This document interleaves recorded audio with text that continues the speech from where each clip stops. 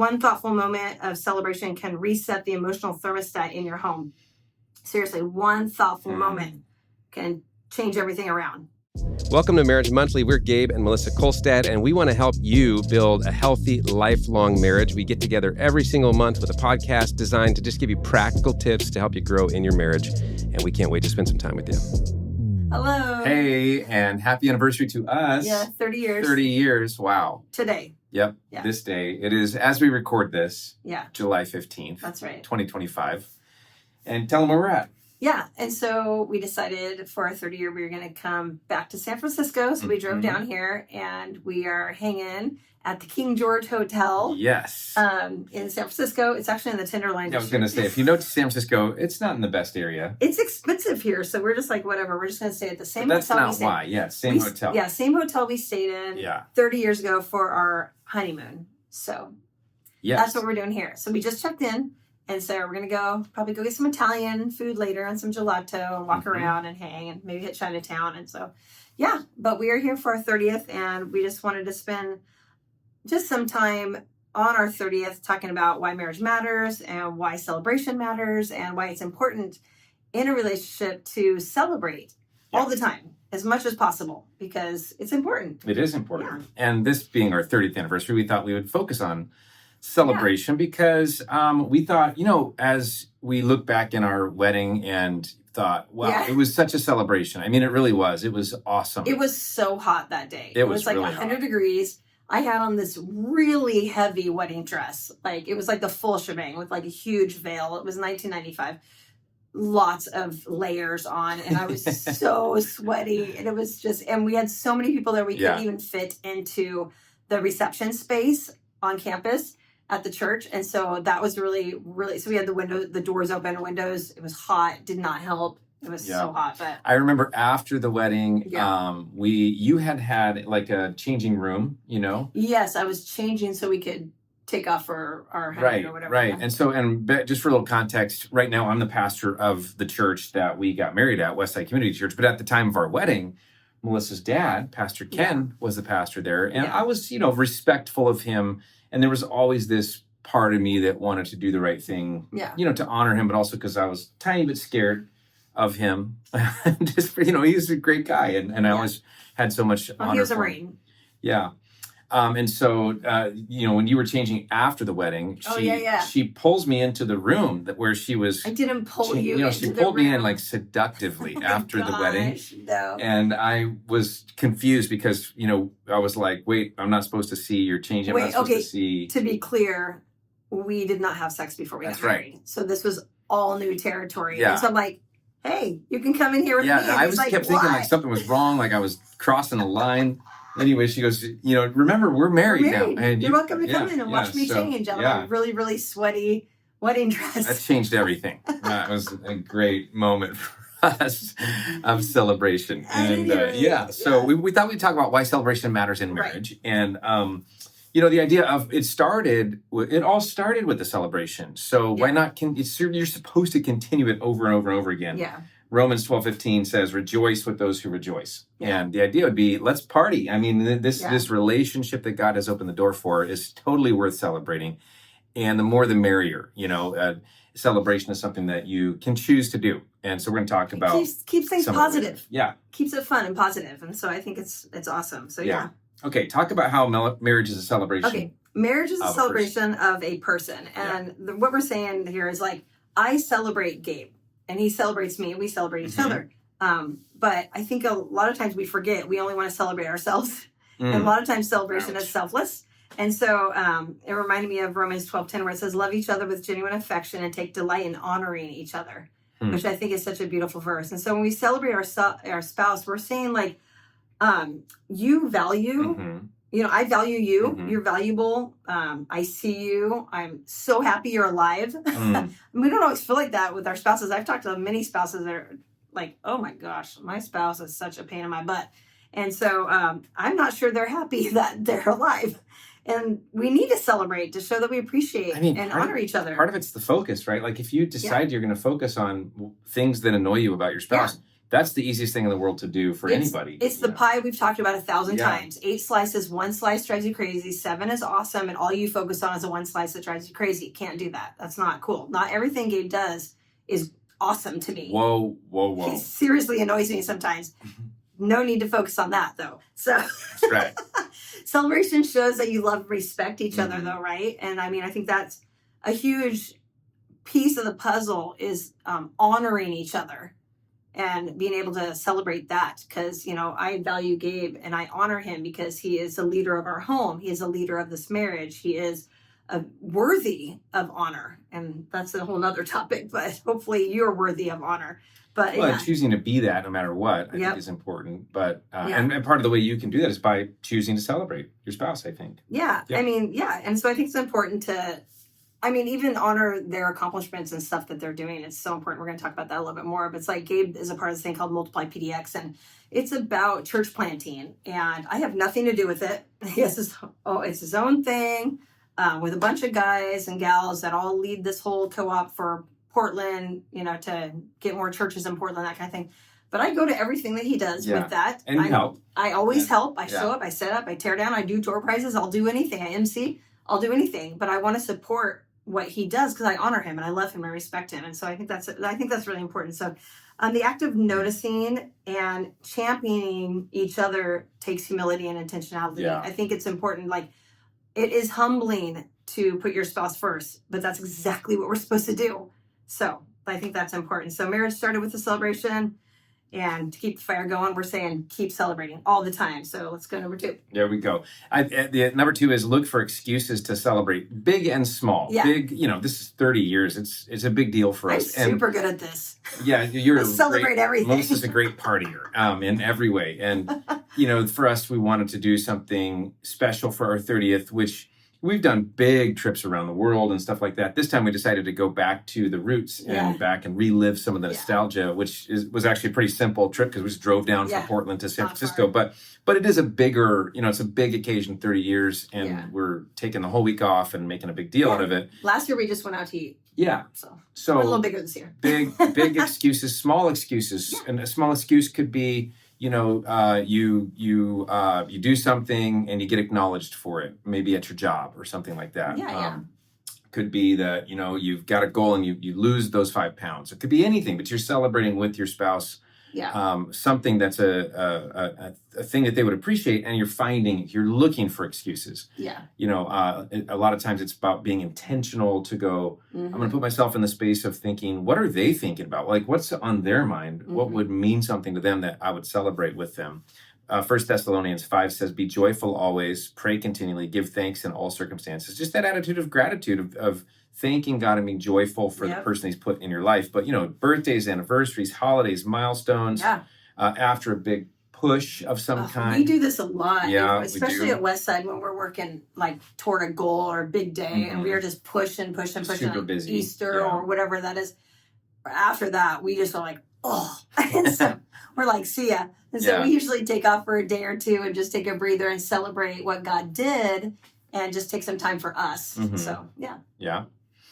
For us, we've done, one of the things that happened one time is I was pushing through to get done with a coaching network. Oh, that was a long one too. It was like a year-long coaching network, a lot of travel, a lot of work. Well, and it was in New York. Yeah. We're in Portland, Oregon. Complete opposite side. Yeah, so there's a lot of time away from each other and stuff. The last one, we sort of took a chance. Well, I tagged along. Yeah, Melissa came with me to New York, and we stayed a couple nights, and then we had wanted forever to go on this bigger, like, European trip. We went super simple, like almost hostel style. But we planned the trip. I got the tickets for $270 from New York to Dublin. Yeah, Ireland. So we went New York to Dublin, Dublin to London, London to Paris, Paris to Rome, but all along the way super cheap. But we wanted to do this, but we didn't really have all the money, and so there was this contest with this coaching network. That's right, that was awesome. And so the sort of gamble was that I was going to win this contest, and I knew he was going to win this contest because he's brilliantly smart. So, anyways, we took off, and he won. I won, and we got the money, and that helped us to take this trip. So that's awesome. That was a super fun one. That was a fun celebration. celebration time too. Um, Of all you did, that was a lot of work for a full year. it was. Worth Yeah, the celebration. it totally was. So moments together can also just be simple. Like big trips are great, but sometimes it's just those encouraging words, sharing laughs, quiet gratitude, maybe Yeah. a night in, favorite show, favorite Ooh, conversation. Big Bang Theory is super into that right now. A game, board game maybe, but just, like how do you treasure a person, celebrate them, or just even celebrate your love together in simple ways too. Yeah.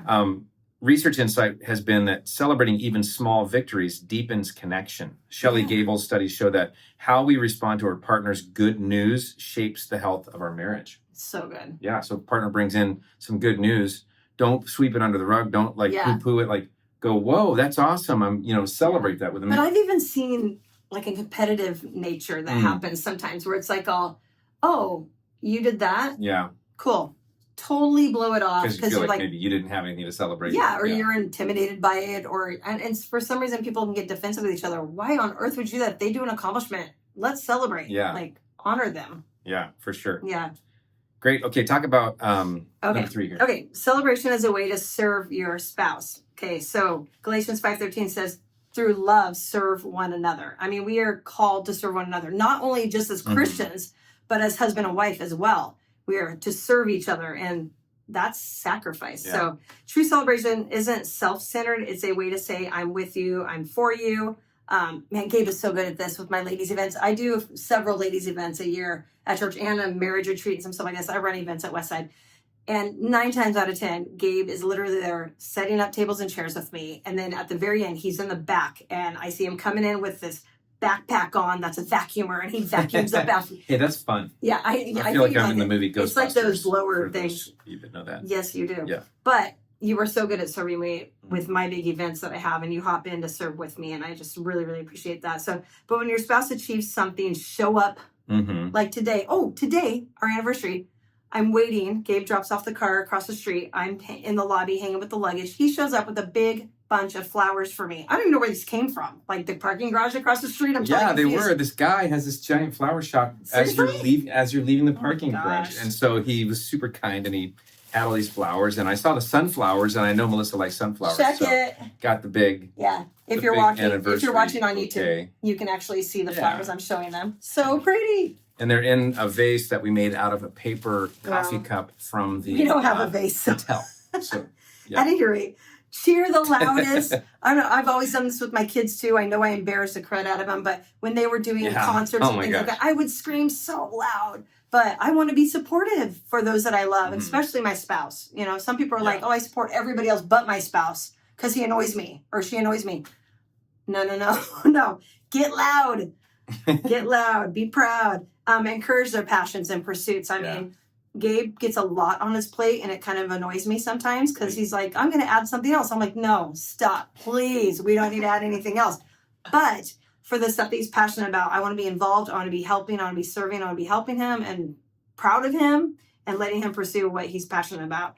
And then one thoughtful moment of celebration can reset the emotional thermostat in your home. Seriously, one thoughtful moment can change everything around. Either one of you. Do something special and sweet for your spouse. It'll flip everything. Pro tip, don't wait for permission to celebrate. Take initiative. Be their biggest fan. A lot of times people are like, that's not really my personality. I know it's my personality, so I know I'm like, I get it.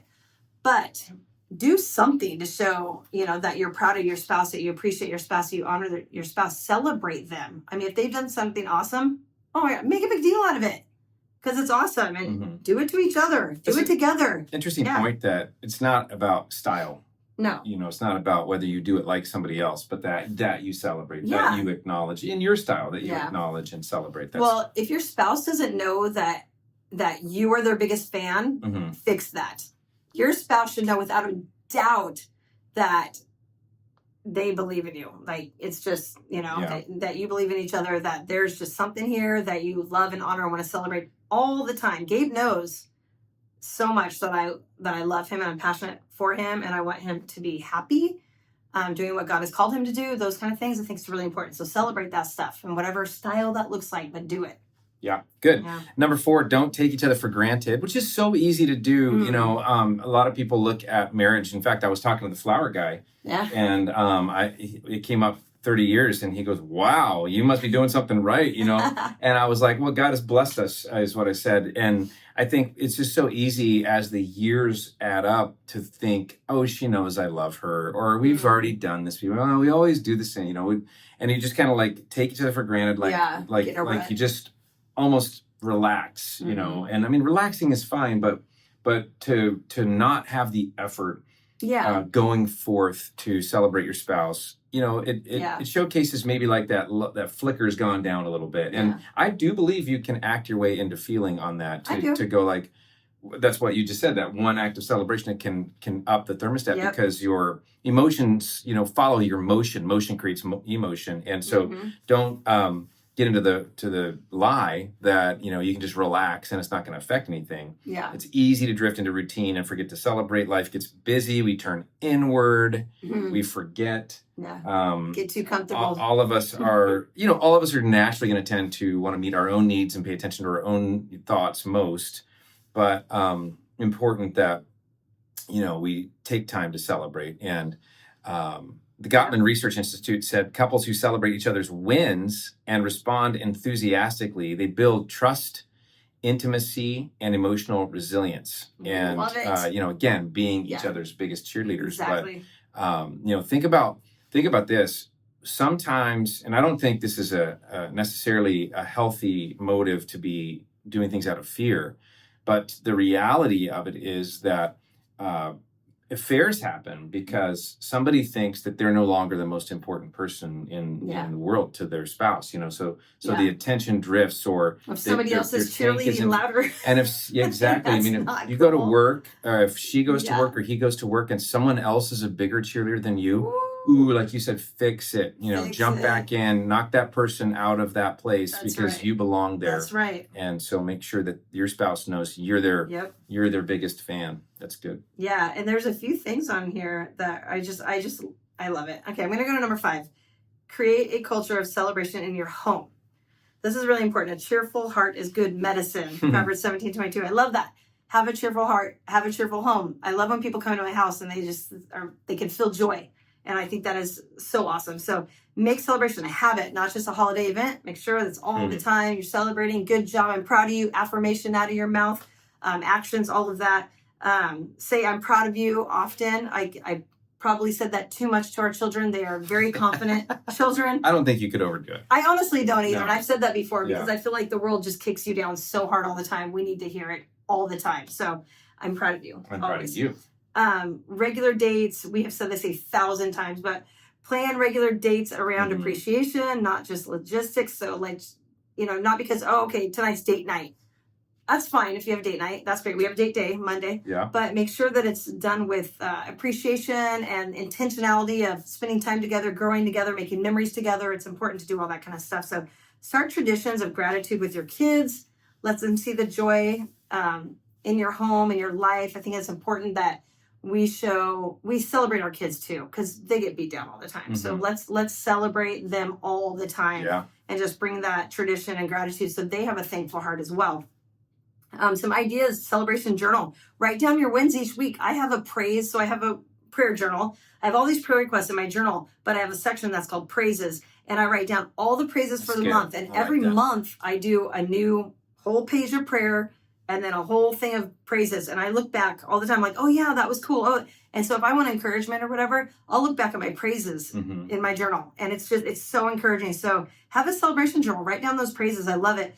Do high-low at the dinner table. We did high-low growing up with the kids, raising the kids. So it's like good. what was hot, what was not today at school or work or whatever it was. And we learned so much. It brought great conversations to our family. So do the high-low. That high, you know, if the kids would share a high, then that gives us the thing to celebrate with them. You know, because we may not know what they want to be proud, you know, that they want us to be proud of, but they say it and they're high, and then we go, oh, that's important to you. Like they did great on a test, or they did good on a, you know, whatever, music or something like that. So, maybe a monthly mini date celebrating us. Like, I think it's important to always, I say mini or mega date, just always do it together. All the dating. But yeah, I think it's important. So, I mean, create that culture of celebration in your home and in your marriage with your kids. Just have that energy that everybody wants. I mean, it's funny. So we went to a church recently, and I walked in and I was just like, this is really slow, really quiet, really boring. I'm not used to that, because at Westside we have such a celebration energy. You walk in and it might even be too much sometimes, because so much energy, and the music and the lights and the energy in the room and the people, and just it's so accepting, it's so welcoming. And that's how our home should be. That's how our marriage should be. Good. They should look at us and be like, oh, I love that couple. They are so loving. They're so welcoming.